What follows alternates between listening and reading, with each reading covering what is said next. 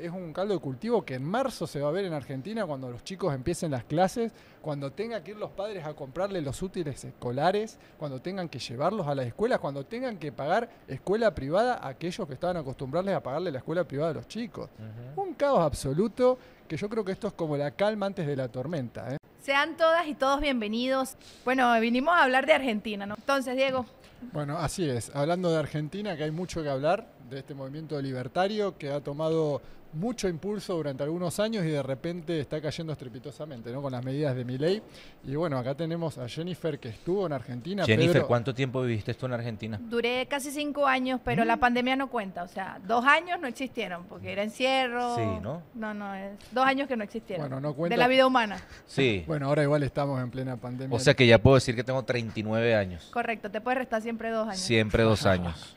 Bueno, la pandemia libertaria estamos viviendo ahora, que también es otro tipo de pandemia, ¿no es cierto? Que se le suma a la anterior, a la deuda externa, etcétera, etcétera. Así que yo no sé, vos, Jennifer, desde tu punto de vista como alguien que vivió en Argentina, ¿qué tenés para decir de lo que estás viendo ahora en los medios de ¿O qué te Milei y dicen todo tus lo que está amigos de pasando? allá de Argentina? Mis amigos me dicen que la polémica y esto que vemos en las redes sociales es producto de falsificar o de esconder lo que realmente está pasando tras cámaras. O sea, hay un Es- fenómeno tras cámara que está con un show político de por Después medio. de una decisión económica se monta en un avión. Después de una decisión económica Muestra los pies. muestra los pies. Ah. Después de recorte y ajuste, Ahora está mostrando a Maduro Sí. después de las palabras de Maduro en su Twitter, Algún ¿no? día va a salir una marcha desnudo por ahí por el obelisco y en Argentina para tratar de ocultar cualquier tipo de acción estrepitosa en términos económicos. entonces vemos es el show, ¿no? Bueno, muestro los pies, me muestro besando, me muestro en un show con mi mujer, me muestro Sí. así y por detrás, ¿qué está pasando, Diego? ¿Qué está pasando? Y que aumenta estrepitosamente la pobreza a causa de los precios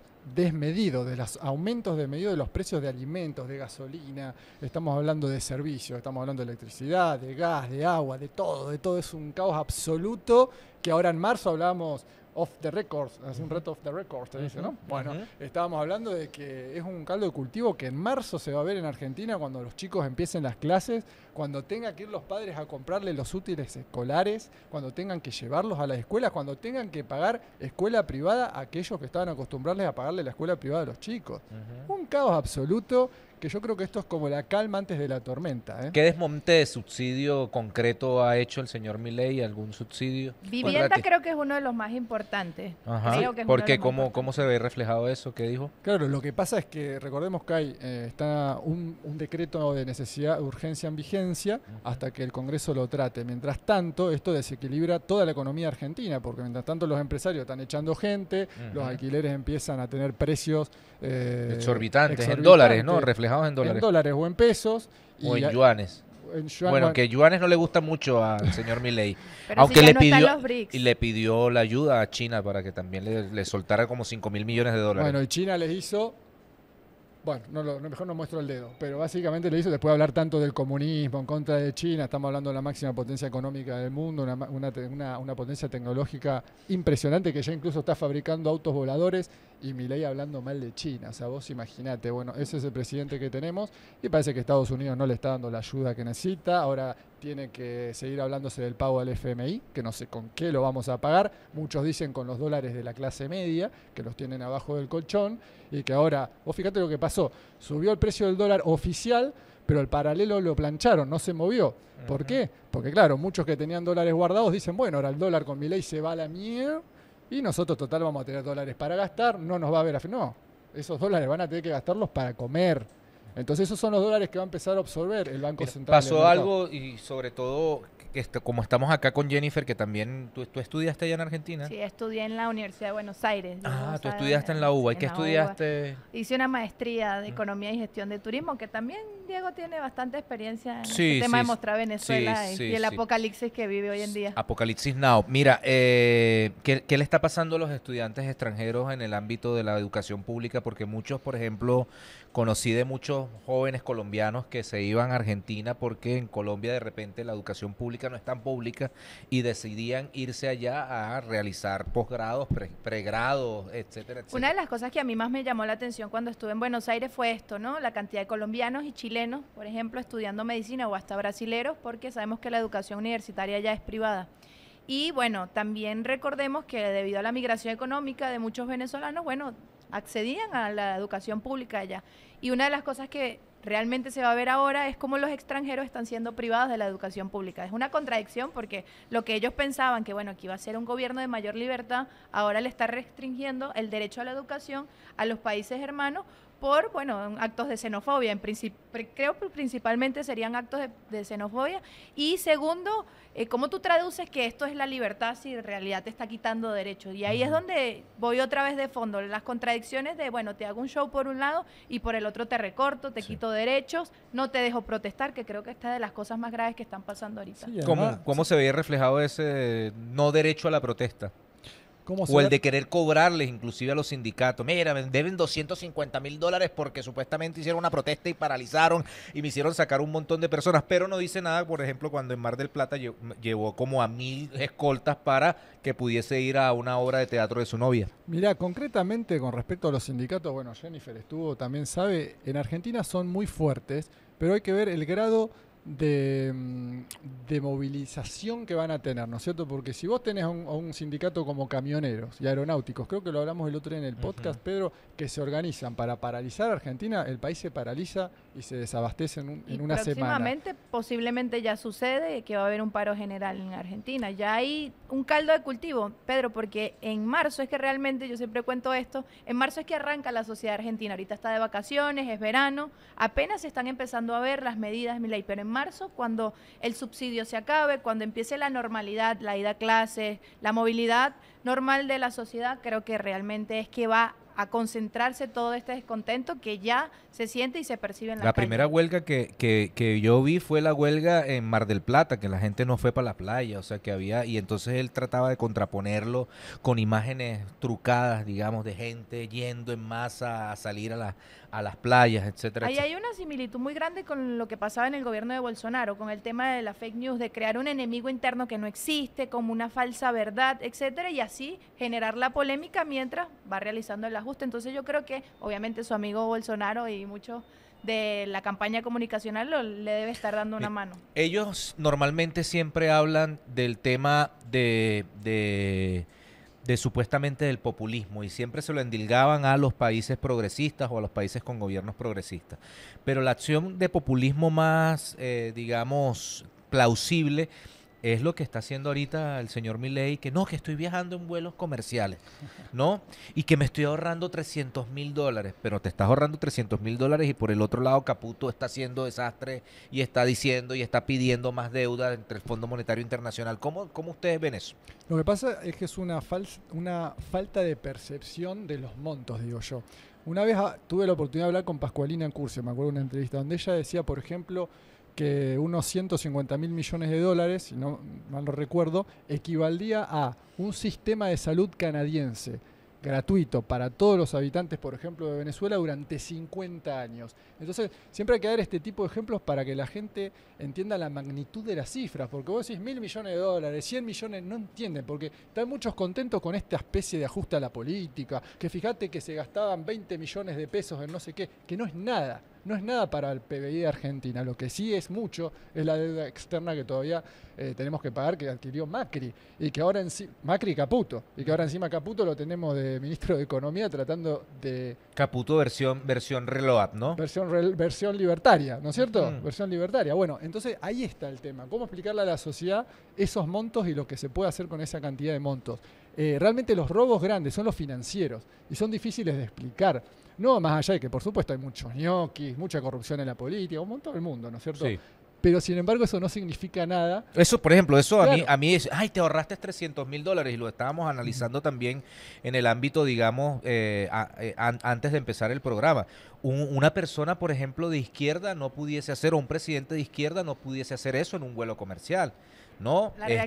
La reacción sería diferente, ¿no? Porque hemos visto cómo, por ejemplo, el tratamiento que ha tenido sectores de la derecha contra Gustavo Petro, que han sido, o sea, reacciones virulentas en donde se meten con la familia. Dilma Rousseff, con la misma Dilma, que es presidenta que se montó en un avión y no se lo permitieron. Entonces, de repente, digamos, los sectores progresistas, que tenemos una visión, digamos, más diferente a la cosmovisión esa de la reducción del Estado, de que supuestamente el Estado mínimo, de repente vemos a una persona de derecha y no nos nos vamos a caerle y a molestarlo en un avión, pero estos sectores de derecha ahorita están mostrando eso como una proeza, Sí, sí. mientras van endeudando al pueblo argentino con esas Y acciones es que de ni siquiera está préstamo. planteando que se La- minimice el Estado, está planteando un Estado prácticamente monárquico. Si tú te pones a ver, le está quitando facultades al Congreso. legislativo, está en un decreto de emergencia que va a ser permanente o puede ser permanente hasta 2025. Entonces está haciendo todo también un parapeto de que reducción del Estado no, está absorbiendo Está- todo el poder Ah. para él, es como especie de monarquía. Bueno, vimos hasta el decreto de un familiar,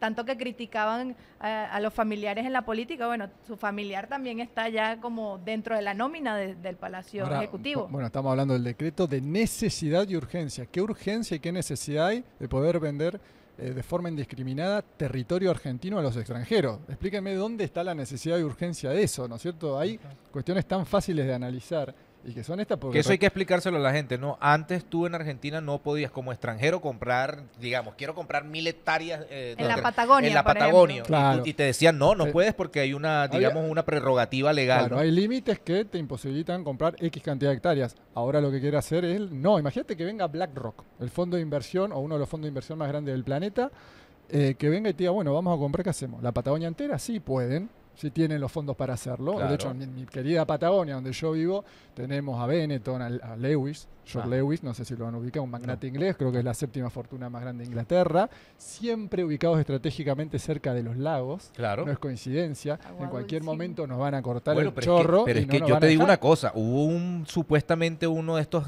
defensores de las ideas libertarias de Milei que decía, pero ¿por qué no se puede privatizar el agua? ¿Ah? ¿Quién nos pone el límite? Nosotros pudiésemos comprar una porción de agua, el océano debe ser privatizado O sea, la o libertad, sujeto a privatizarse. la libertad es pérdida de soberanía, en traducción, Claro. así mismo. Esa Claro. es la libertad para ellos, la No, libertad porque de los te que pu- más tienen. Te puede llegar una multinacional, bueno, y el coqueteo permanente con Starlink, ¿no? Y el coqueteo con el señor Elon Musk, y el coqueteo Y con la la... admiración con que plantea que él se comunicó con él por teléfono. No sé si llegaron a ver que en varias entrevistas ya ha hecho alegocía de que él No, lo claro. llamó por teléfono Sí. y la importancia de eso. O sea, la pérdida de soberanía es la libertad. Sí, sí, la libertad para unos pocos, ¿no es cierto? En perjuicio de las grandes mayorías que han sido muy manipuladas y que hablamos recién, ¿no es cierto? Cuando hablamos de las clases medias argentinas, que hasta el 2015 tenían un muy buen pasar económico, desde docentes hasta cualquier área del Estado en Argentina. Con el gobierno de Cristina es una realidad. Éramos el sueldo mínimo más alto en dólares de Latinoamérica, eran pesos, pero equivalente en dólares, que de repente se fue diluyendo, vino Macri, nos hizo pedazos, vino Alberto, condujo más o menos como pudo, ya sabemos toda la falencia de Alberto Fernández, pero ahora viene Macri, termina de darnos Milei y nos termina de dar el knockout junto con Macri y todo el equipo de Macri. Y ahora mucha clase media va a estar literalmente viviendo en la calle con sus Bien. hijos. Cuando yo vi el fenómeno, digamos, de la asignación o el designar a Patricia Bullrich, que es la ministra de Interior, y de Caputo, que es como el ministro de Economía, yo hacía un paralelismo y planteaba, ¿ustedes se imaginan, digamos, un sector de derecha en donde Simonovic, que es un ex policía metropolitano que asesinó gente en medio digamos, del golpe de Estado del 2002, sea el ministro de Interior y Justicia de Venezuela de llegar un gobierno de derecha, en el caso en particular y directo con María Corina Machado, ¿no? Y que el ministro de Economía sea, no sé, un personaje, no sé, un Pedro Carmona Estanga que está en Colombia y que ahorita estaba por ahí en Miami dando algunas digamos, ruedas de prensa. Entonces, ustedes se imaginan porque los tipos están traduciendo las pesadillas en realidad, es lo que yo veo con el gobierno del señor Milei, ¿no? Es que hay definitivamente dos caminos para tomar, ¿no?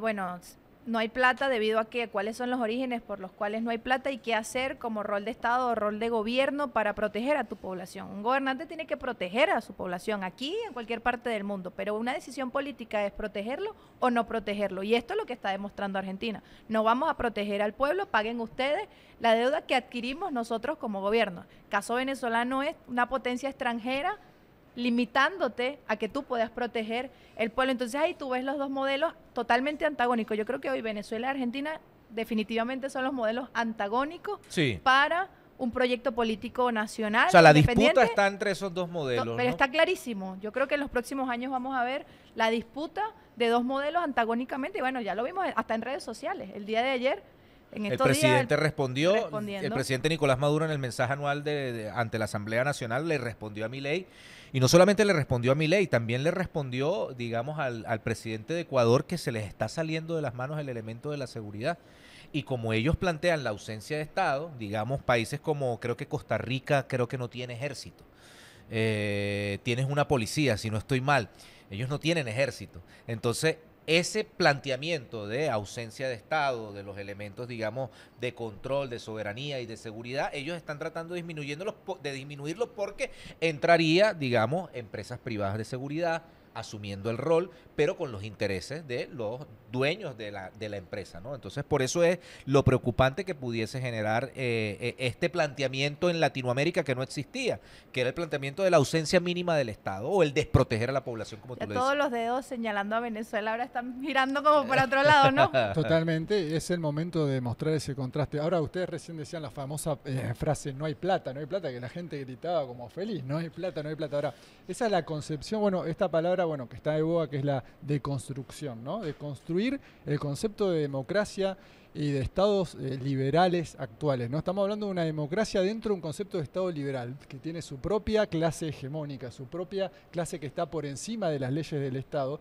Por lo tanto, el hecho del no hay plata significa que ellos sí tienen la plata, pero no la van a poner porque es de ellos y el Estado les Eso queda para la bicicleta financiera que ellos tienen. Exactamente. Bueno, Guillermo Moreno, que fue en su momento ministro de Comunicación con Cristina, también fue ministro de Comercio, de hecho un cuadro político muy importante en Argentina, un tanto controversial a veces. Él decía, la plata claramente está en los terratenientes, en los dueños de la pampa húmeda, de las tierras más fértiles del mundo, en donde simplemente alquilando esas tierras, estamos hablando de miles de millones de dólares al año, y que la plata está.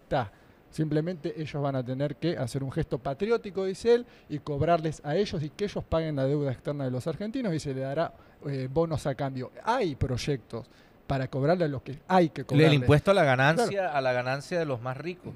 Mira, lo de la ausencia del Estado, o el Estado mínimo, como ellos lo denominan, en una especie de sueño febril, erótico, de las ideas de von Hayek y de Milton Friedman,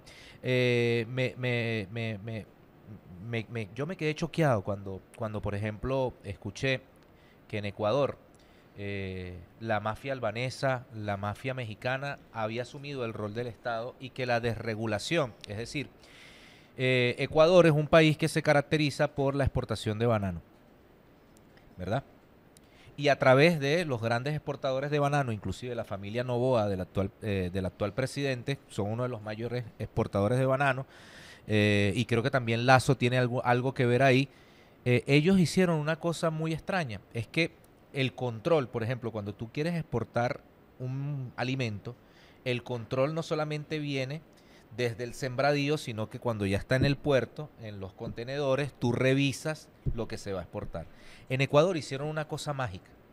El control nada más es desde el sembradío, pero en el sembradío tú puedes comprar a cualquier policía que te diga, no, sí, Está fino. Está fino la mano de cambures que vas a mandar para Europa. Y cuando llegaba al puerto, el sembradío de cambures, ahí no tenía ninguna regulación. O sea que podía haber cualquier cosa. Ahí metías, en el sembradío de plátanos, metías toda la cocaína que se va para Europa.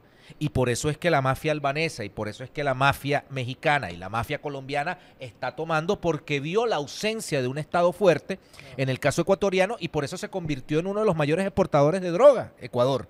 Y por eso el fenómeno de la delincuencia, y por eso el fenómeno de la alteridad del Estado, en donde grupos criminales asumen, digamos, las responsabilidades estatales, ¿verdad? Inclusive terminan generando, digamos, un espíritu en los sectores más vulnerables, ellos convertirse en la referencia de autoridad. No, y también el cambio de ruta del tráfico de drogas. Estados Unidos empezó a consumir otra droga, que es la fentanilo, y la ruta de la cocaína empezó a bajar. En vez de exportarse en modo hacia el norte, empezó a exportarse la cocaína hacia el sur, y bueno, el cambio de ruta también perjudicó mucho a Ecuador. Pero definitivamente estos dos modelos que estamos viendo en la actualidad son casos que representan lo que no queremos para nuestros países. Y les pregunto aquí, ¿ahora qué?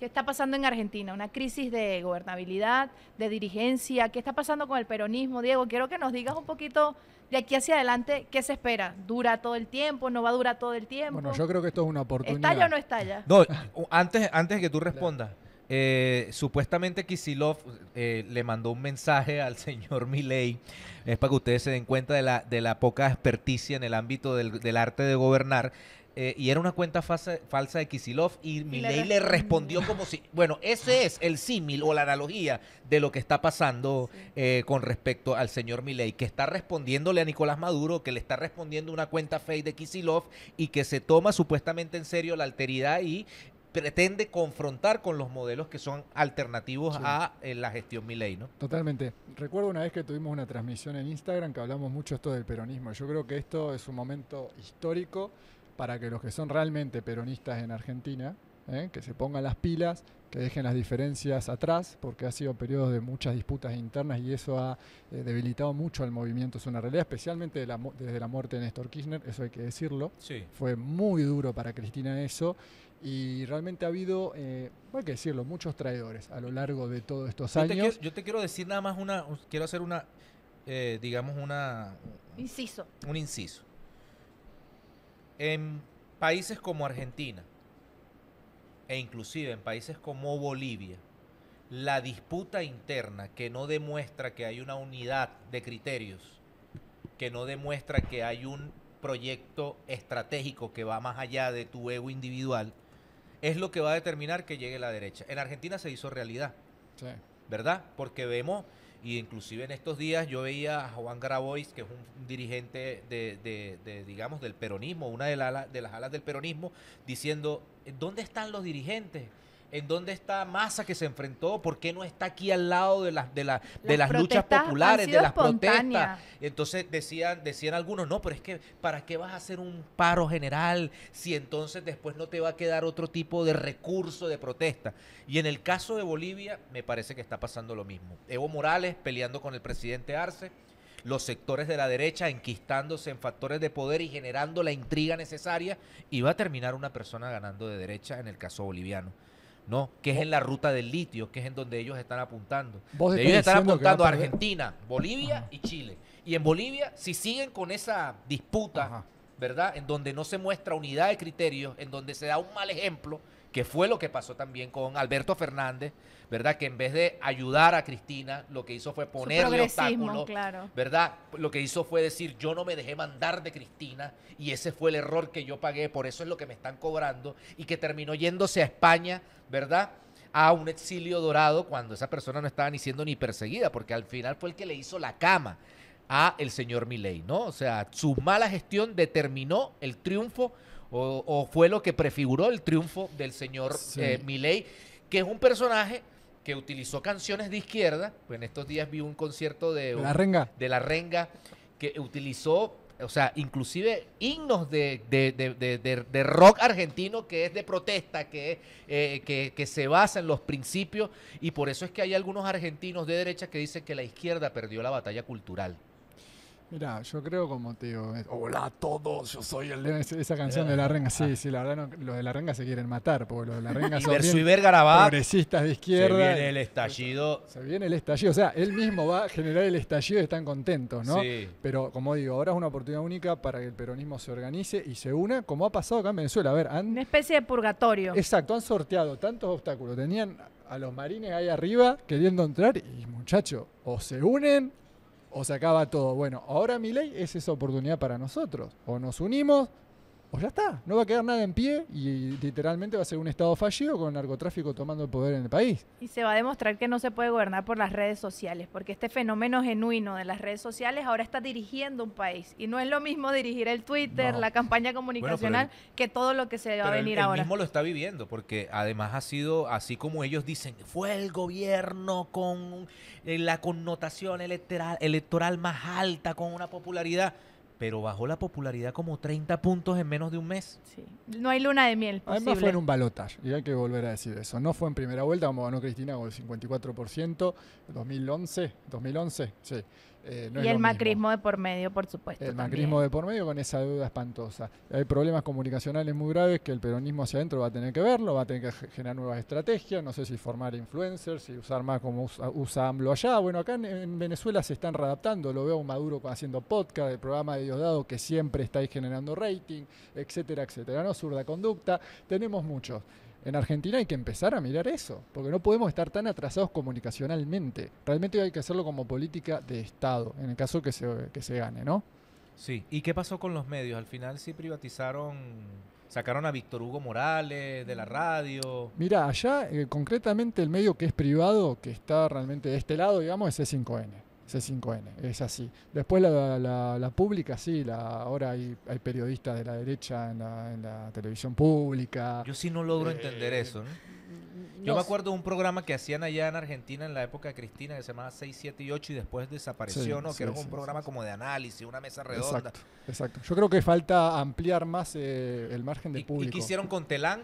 Votaron trabajadores en Telán, Han en votado trabajadores, la pero agencia del Estado. 7.000 fueron. funcionarios a nivel general Ajá. de Estado, de trabajadores del Estado que se redujeron. Sí, 7.000 de un día para el otro fue eso.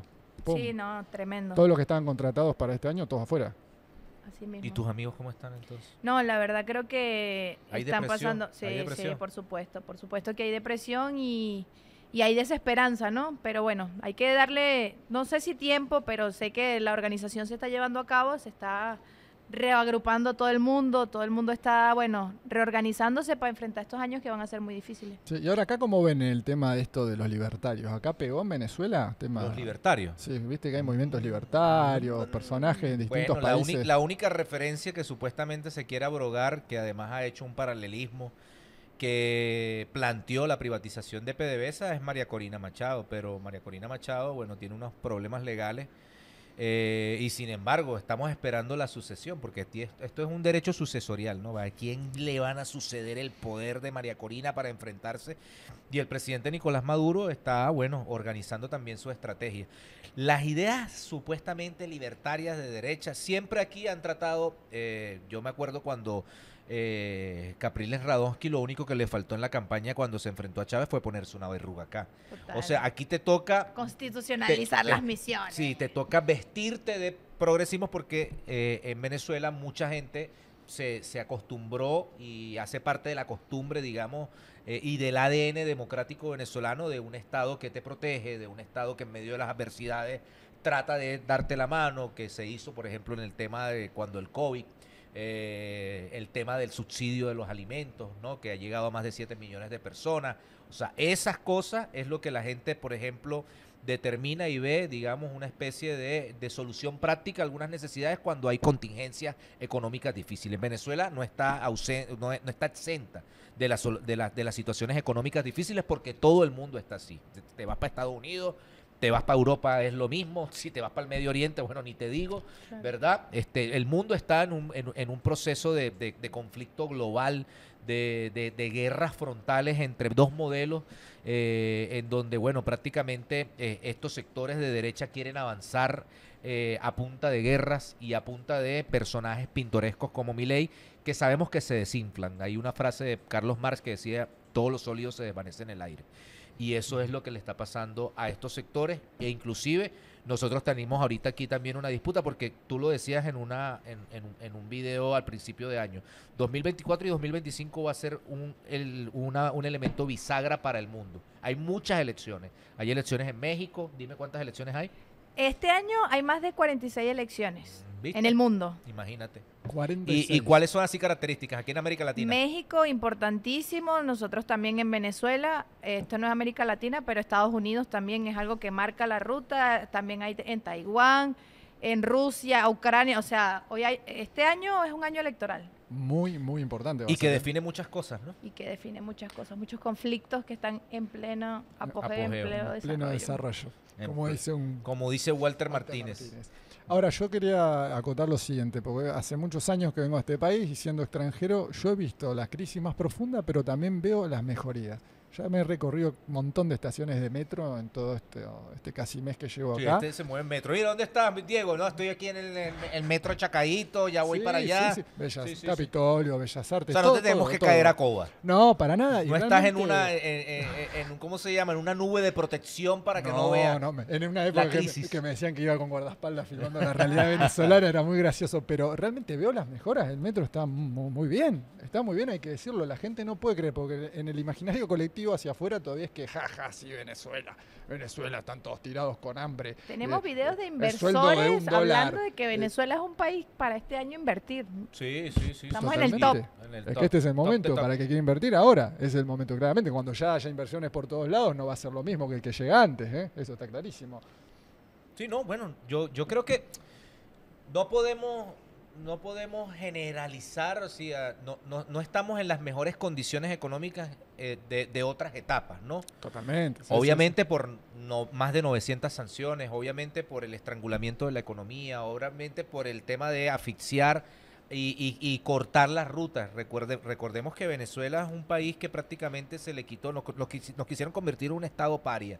Es decir, nosotros no tenemos la posibilidad de tener una cuenta bancaria en un banco de los Estados Unidos o un banco de Europa para poder comprar insumos y alimentos, y nos toca triangular y hacer muchas cosas. Eso determina que también que cueste un poco más, ¿no? O sea, por ejemplo, traer un contenedor para Cartagena cuesta 2.000 y para Venezuela puede costar 7.000, 8.000. O sea, todo eso encarece porque esa fue la estrategia. Fue una estrategia de derrumbar la economía, de quitarnos las autopistas financieras, que es por donde se relaciona. Nosotros queremos volver a ser un país normal, pero para que pase eso, necesitamos una Venezuela sin sanciones económicas, en donde no se le persiga, digamos, a empresas como PDVSA. A nosotros nos han sancionado el petróleo, el oro, el diamante.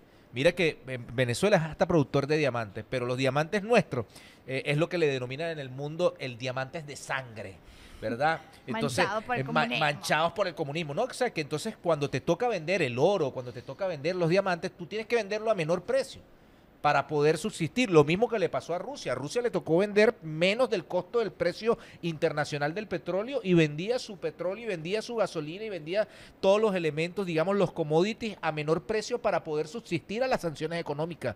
Mira, en el caso de Rusia, a la mayoría de los ciudadanos rusos en Europa les cerraban las cuentas en los bancos.